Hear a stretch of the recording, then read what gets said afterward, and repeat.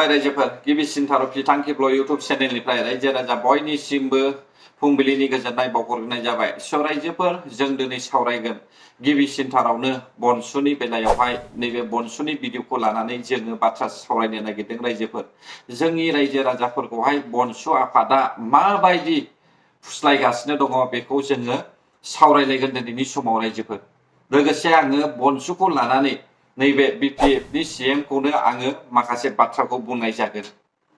स' रायजो राजा नोंथांमोना गिबियावनो इन्ट्र' नुखाबाय ना बड'लेण्ड बिनाय।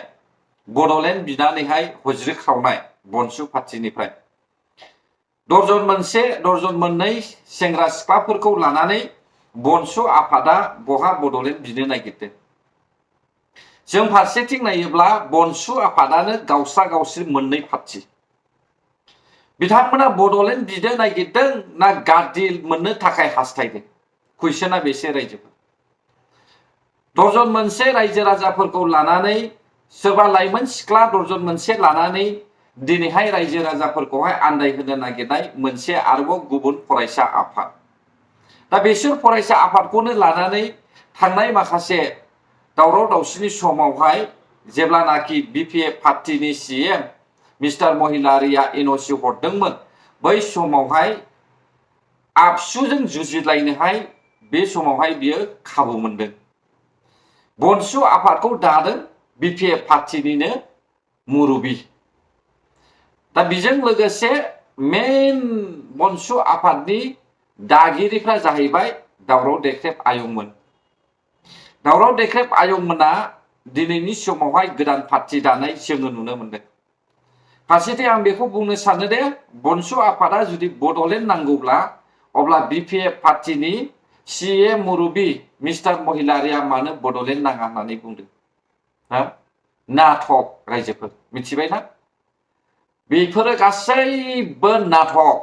गावनि उदैखौ फिसिनो गाद्दियाव जिरायनो मोनफा मोनफा दैदेनगिरि लिडारफोरनि नाटक बियो बर' रायजो राजाफोरनि थाखाय। दिनै बर'नि गेजेरावहाय बर'नि रायजो राजाफ्रा बर'नि लाइमोन सेंग्रा सिख्लाफोर फरायसाफ्रा दिनैहाय गोबां गोनो गोथो जानानै दङ। हयथ' जानो हागौ ना ओरैसो थांगोन ना हरैसो फैगोन।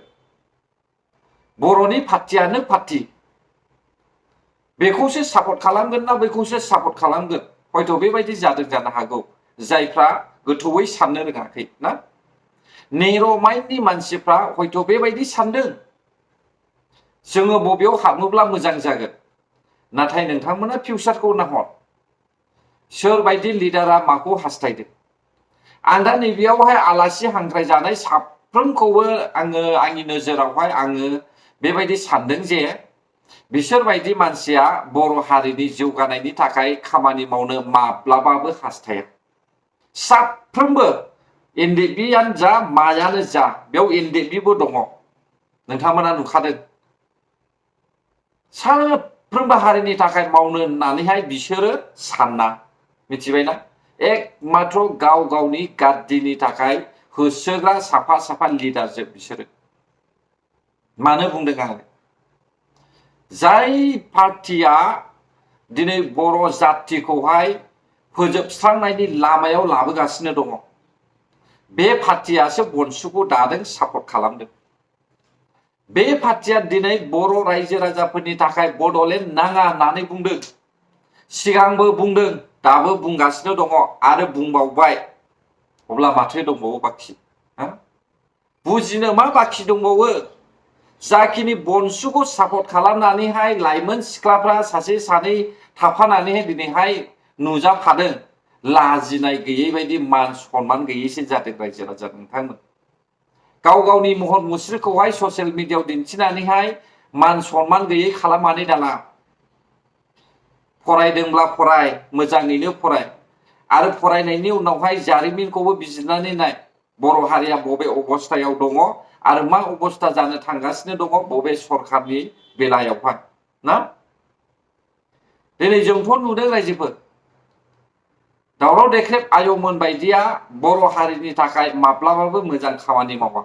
एरग्लुंना होग्रासो बिसोरो मिथिबाय दा। बर' रायजो राजानि गेजेरावहाय एरग्लुं एरग्लां खालामनानै होग्रासो बिसोरो।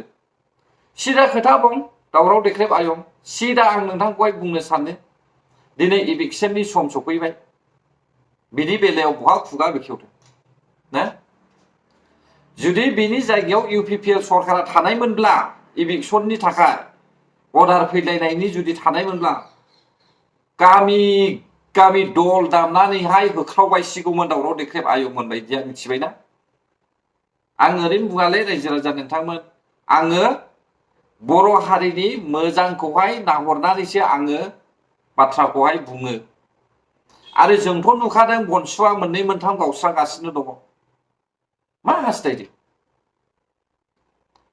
ओरैबायदि जोङो बर' जाथिखौहाय साननानै नाहरनोब्ला जोबोद दुखुनांथाव जानानै दङ दे रायजो राजा नोंथांमोन जोंनि बर'आ ओरैबायदि सिगाङावबो आवगायलांनो थांगासिनो दङ नाथाय माखासे सुबुंफ्रा माखासे लिडार्सफ्रा बे आवगायनो नागिरनायखौहाय गाख्लायनानै दोननो नागिरगासिनो दङ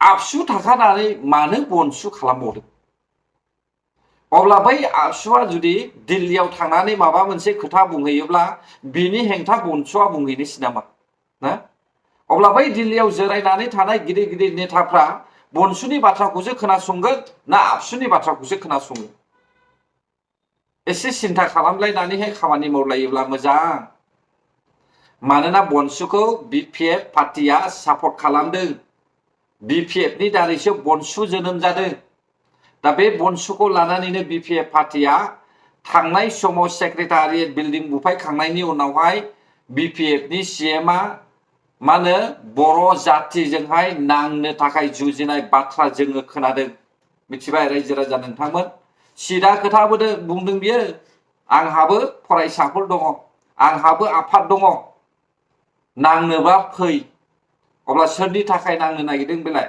बनसु आफाद थानायनि थाखाय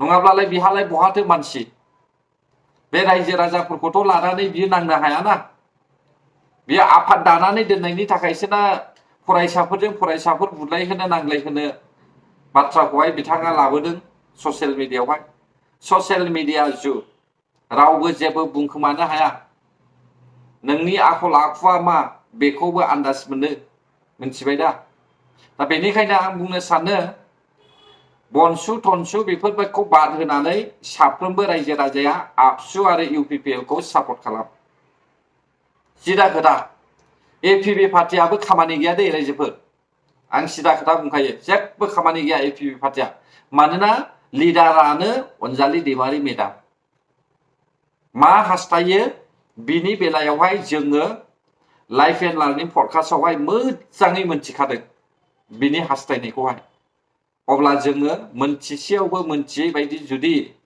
जोङो आगान सुरोब्ला माब्लाबानि समाव बबेबा गोथौ हाखराव जोङो गाब्रहैफिनगोन बर' हारिया नैबे जौगाफुनाय समाव जुदि जोङो मोजाङैनो जोङो आगान सुरनो रोङाब्ला अब्ला जोङो गोग्लैफिननायनि लामायाव फैगासिनो दङ दा अब्ला रायजोफ्रा आंनि भिडिअखौहाय नायनानै माबायदि मोनदों बियो नोंथांमोना आंखौहाय जुदि बे भिडिअनि गेजेरावहाय माबाफोर गोरोन्थि मोनबायब्ला आंखौ निमाहा होब्लानो जाबाय बर' जाथि हिसाबै बर'नि फिसा होननानैहाय गोजोन्थों जायफ्रा आंनि भिडिअखौ जोबजासे नायबाय बर' हारि जय जाथों जय बर' हारिनि